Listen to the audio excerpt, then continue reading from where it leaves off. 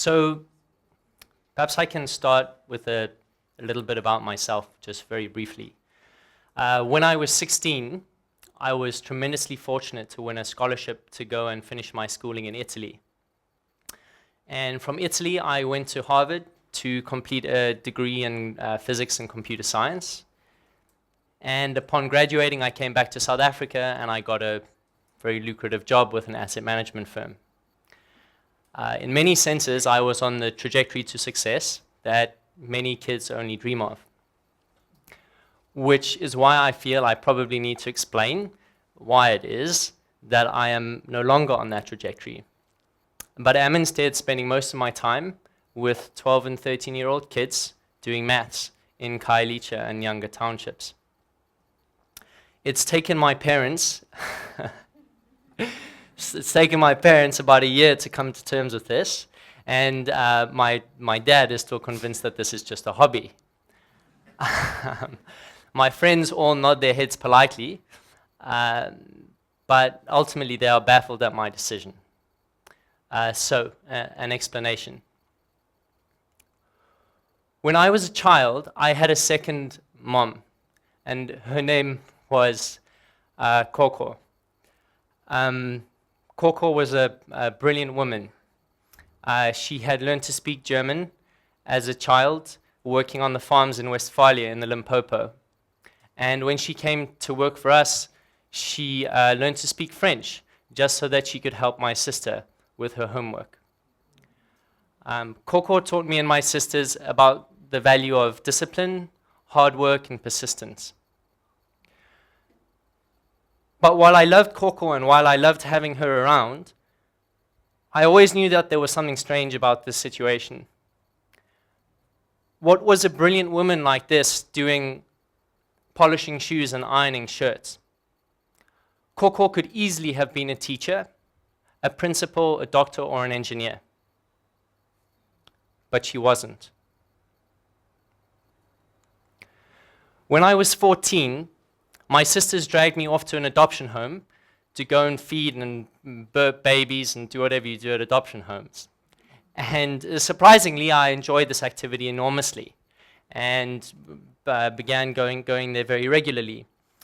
And one of the things that struck me there was that I was only 14, but the mothers of many of these children were younger than I was at the time.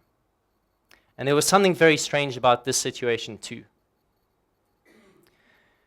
How had it come to this, that these children who were children, they were younger than me, their life had stopped and something very, very big had happened? And what was going to become of them, and what was going to become of their children? When I was 22, I started working as an investment analyst, and although I found the work enormously stimulating, I sometimes grew bored of the pile of financial reports on my desk, and I'd go and spend time in the pause area with the coffee lady Sipokazi and the PAs, and would inevitably end up talking about their children and how they love to talk about how they're doing at school.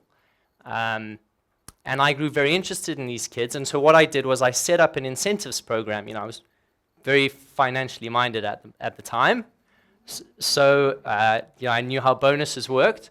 So the idea was that the kids could earn money for doing well at school.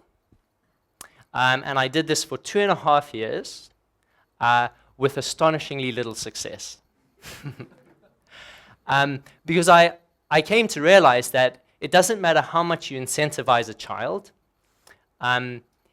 There's no use incentivizing a child to do well on her grade 11 trigonometry test if she can't do basic multiplication.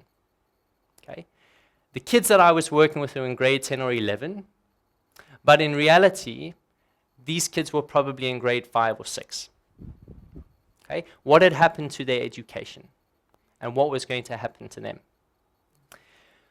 So when I look back at these experiences, it became very clear to me that the reason that most South Africans don't reach their true potential is that there is a chronic lack of opportunity in youth.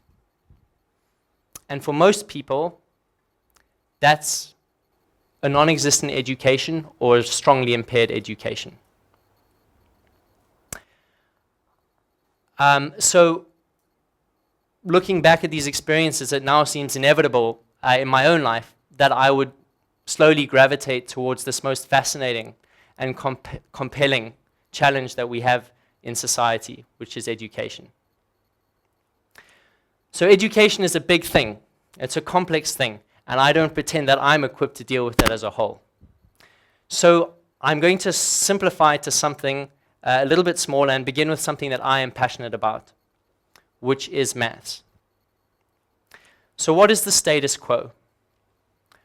For every 100 children that enter grade 1 in South Africa, 48 of them will make it all the way to matric. Okay. And of the 48 that make it to matric, 22 of them will take maths as a subject. And of the 22 that take maths as a subject, only 10 of them will actually pass.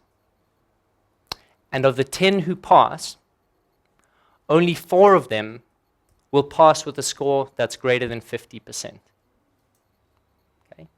So that's 1 in 25.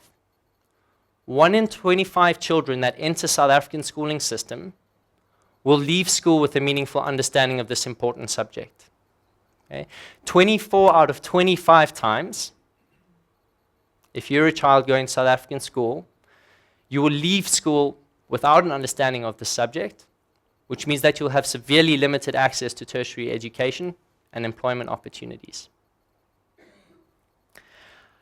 If we look back to where this problem originates, if we go back to the grade 6, the annual national assessments that were done last year in South Africa, they showed that 69% of grade 6s know less than 35% of what they're supposed to when it comes to maths. Okay? So by the time they reach grade 8 next year, the gaps will be even larger and the foundations will be even shakier. Okay? So what we're doing in South Africa is we're building houses on sand. And we all know how that ends. It was Thomas Friedman who said, and I quote, "The big changes happen when what is suddenly possible meets what is desperately necessary." So today I'm going to tell you about what Numeric is doing to take Khan Academy, the suddenly possible, into township and rural environments, the desperately necessary. But before I talk about the Numeric story, I'd like to sort of unwrap Khan Academy a little bit and talk about why I'm excited about it specifically in the South African context. And there are 3 primary reasons. So there is this knowledge map, okay? And at a glance, this knowledge map suggests a way to go about filling gaps.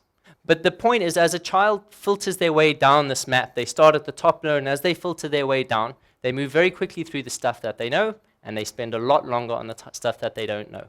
Okay? And you'd be astonished to see how excited children become about turning these gray nodes blue. They're actually excited about filling their gaps. They don't need any convincing. Okay? The other thing that's lovely about this Khan Academy paradigm is that there's no limit as to how much a child can do. Okay? With the requisite motivation, a child can lap up just as much knowledge as they care to, with the help and support of Sal's videos.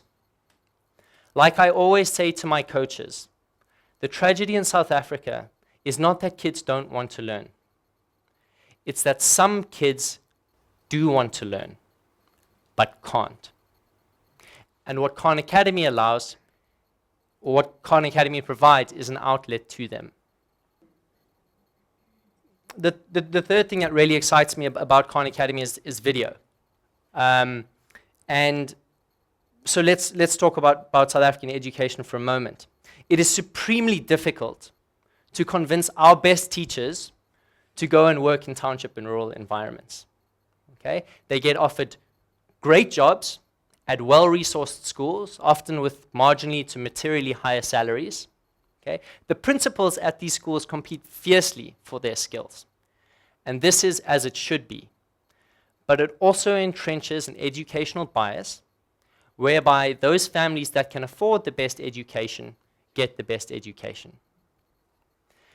So we often talk about the matric pass rate as a metric for how well a school is doing.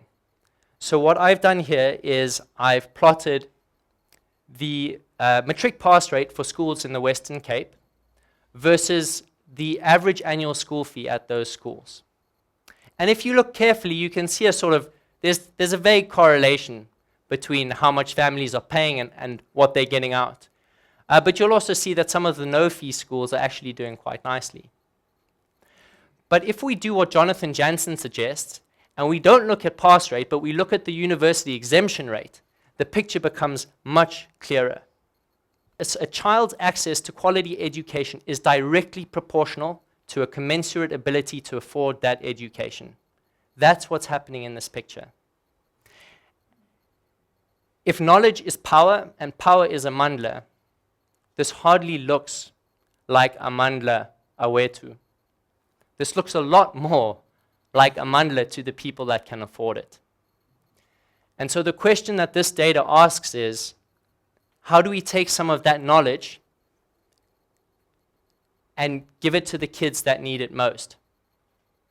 One answer is video. Okay. You don't have to coax a video to go and do its job in a township.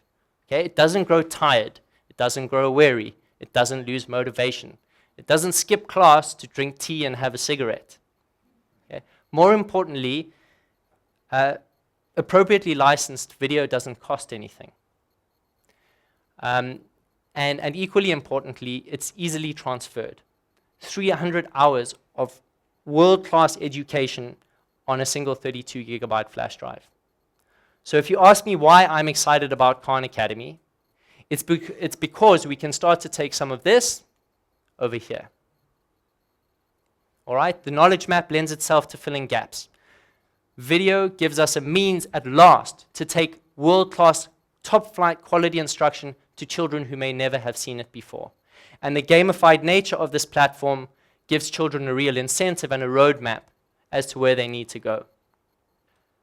Numeric has set up 4 Khan Academy hubs in the space of the last 15 months. These are computer labs that children visit. They come and spend a minimum of 3 hours a week, and they're watching Khan Academy videos, they're doing Khan Academy exercises, they're playing numerical games, they're doing drill tests, and they're interacting with our coaches in that environment. We have one in Nyanga, we have one in Khayelitsha, we have one in Mitchell's Plain, and we even have one in the rural Eastern Cape in a small village called Zitulele. The coaches are there to motivate the learners, to hold them accountable, to praise them when they do well, and to support them when they're stuck. 2 questions I get asked about these programs most frequently. Andrew, how do you get around the problem of bandwidth? And secondly, is language not an issue for many of these children? So with regards to bandwidth, what we did was we downloaded all of the Khan Academy videos, about 35 gigabytes of them, and we built them into an offline video browser, so that our children are doing a hybrid of watching the videos offline and they're doing the exercises online. And this reduces the bandwidth requirement by about 95%. So whereas Khan Academy recommend that you need a 1.5 megabit per second connection speed for a single user, we can run 20 kids on the same connection speed. Okay, the question of language is a slightly trickier one, and what we did was we gave our kids the prompt, Dear Sal, and we asked them to share with us their thoughts on the matter. And there were many very positive responses, but there were also some very interesting responses, and I'd like to share one of them with you.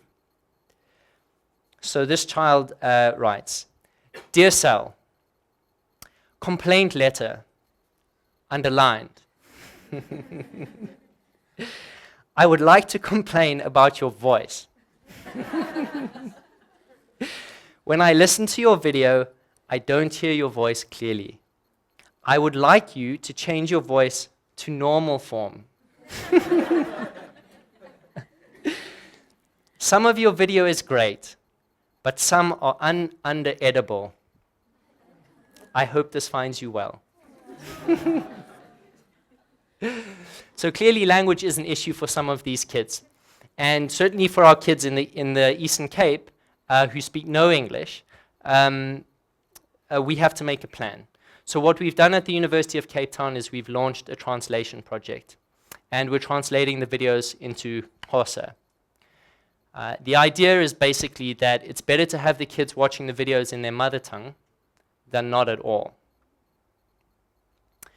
So after doing this for about 15 months, it actually looks logistically and technically and cost-wise, it looks viable to actually run these hubs. But the question remains, well, does it actually work? It's probably too early to tell. Okay, but what we do have is that our grade 9s in Khayelitsha have been doing this for a full year now, and we have some stats that we'd like to share with you. So this group of 20 grade 9s over the course of the year have completed a total of 27,988 maths problems. Bearing in mind that this is an after-school program, these are problems they would probably never otherwise have attempted. They've collectively completed 1,232 modules. That's 1,232 gray nodes turned blue, potentially 1,232 gaps that have been filled. The average learner has completed 62 of these things, and our top learner has completed 117. Okay, she is a brilliant young woman. She's got the bit between her teeth, and her progress has been astronomical. And this is what we're really excited about, is starting to unleash this potential. In addition to Khan Academy, we give them 50 arithmetic drill problems every session that they come in. So every child this year has done 3,400 of these things. Okay, so where many children came in and couldn't do their times table, many of them can now do 50 times table problems in under 1 minute. Yeah, it's pretty tough. A lot of them are quicker than I am. But more than just being about numbers, it's about creating an excitement in this environment, both for the kids and the coaches. A couple of weeks ago, I got an MMS from one of my coaches, and it was a picture of one of the kids' computer screens. And you won't necessarily understand what that means, but what it shows is a child who's completed a series of modules, all of the modules in a certain unit that's quite tricky in Khan Academy. And not only that, but she did it in record time. And the MMS was accompanied by the words, "If this doesn't blow your mind, then you have no emotion." Later when I was speaking to him about this, he told me that the entire class stood up and applauded that learner for her achievement. So this is what Numeric is about. It's about creating fun, exciting, and high-impact learning environments in low-income areas. Now, that's not to say that we're not big advocates of Khan Academy in high-income areas. We certainly are. We're just thrilled to have a tool that finally allows us to take a world-class education into these spaces. I guess the question then is, where to from here? At the end of last year, Numeric had 17 kids doing Khan Academy in Khayelitsha. At the end of this year, we will have around 155 kids doing Khan Academy. Next year, we should reach in the region of 400 kids.